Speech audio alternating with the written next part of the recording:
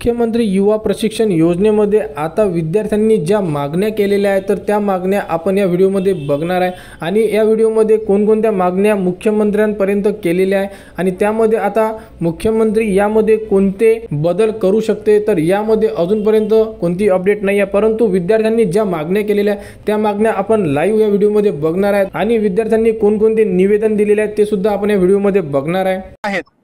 त्या जे प्रशिक्षणार्थी ज्या आस्थापनेमध्ये सध्या 6 महिन्यासाठी प्रशिक्षण घेत आहेत त्यांचं प्रशिक्षण कालावधी हा संपत येत आहे येत्या 1 ते 2 महिन्यामध्ये आणि प्रशिक्षण कालावधी संपल्याच्या नंतर परत या प्रशिक्षणार्थ्यांना बेरोजगारीचं नवं संकट डोळ्यासमोर दिसत आहे आणि यातून हे प्रशिक्षणार्थी नैराश्यातून जाऊ नये याकरिता शासन दरबारी आमच्या मागण्या आहेत।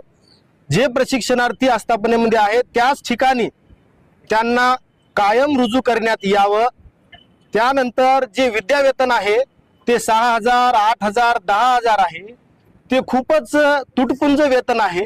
200 रुपये रोज, 250 रुपये रोज याप्रमाणे आमचे प्रशिक्षणार्थी प्रामाणिकपणानं सर्व आस्थापनेमध्ये आपला पूर्ण वेळ देत आहेत, त्याच्यामुळे इतर कोणतेही काम ते करत नाहीत आणि सध्या ते याच्यावरच अवलंबून असल्यामुळे शासनानं आमच्याकडे सहानुभूतीपूर्वक आमच्या ज्या मागण्या आहेत त्या मान्य करण्यात यावा। आमच्या मागण्या कायम रुजू करण्यात यावं ज्या आस्थापनेवर प्रशिक्षणार्थी आहेत त्याच। तर अशा प्रकारे संपूर्ण ज्या मागण्या ह्या करण्यात आलेल्या आहेत यामध्ये आता शासनाकडून कोणता प्रतिसाद दिला जातो त्याबद्दलची अपडेट लवकरच आपल्या समोर दिसून पडणार आहे, कारण आता अशा प्रकारे मागण्या संपूर्ण महाराष्ट्रामधून देण्यात येत आहे। मुख्यमंत्री युवा प्रशिक्षण योजनेबद्दल जी पुढील अपडेट येईल ती तुम्हाला आपल्या YouTube चॅनलवर उपलब्ध करून देण्यात येणार आहे। त्यासाठी आपल्या चॅनलला सबस्क्राइब करा व हा व्हिडिओ इतरांपर्यंत शेअर करा।